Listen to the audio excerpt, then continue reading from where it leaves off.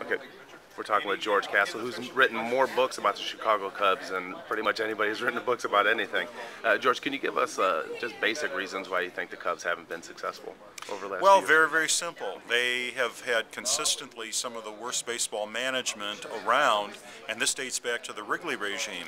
You contrast this with the Braves and the Twins, the Yankees, teams that are known for quality baseball management, developing their own players. The Cubs have never had a consistent farm system.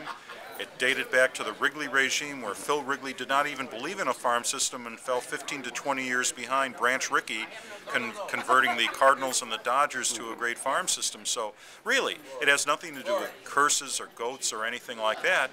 It's the decisions of mortal men, and they have not had a basic understanding of producing their own players and spending money wisely, and they've changed managements too often, so it's kind of a witch's brew of how not to run a baseball franchise. No, they've actually built up the farm system in the last couple of years. At least I feel they have. Tom Wilkins has done a pretty good job. How do you think that Jim Hendry's been doing the last few years? Do you really think his job is safe? Do you think that possibly he should be gone? He's safe for now. He's apparently convinced the Ricketts that he's the guy to, bring the Cubs back to prominence. And of course, having 2 more years on his contract certainly helps him. I don't think the Ricketts are in a financial position. It's one of the reasons why they haven't fired Lou Piniella. I don't think the Ricketts are in a financial position to have people sitting around drawing $1 million, $2 million, $3 million, $4 million in salary without working. This isn't Tribune Company, which, when it wanted to, could spend what it wanted to, basically. So I think Hendry will basically serve out his contract as general manager. They like the fact that he's hired Tim Wilkin, one of the top scouting directors in the game. Tim Wilkin felt that the Andy MacPhail philosophy of drafting pitchers was flawed.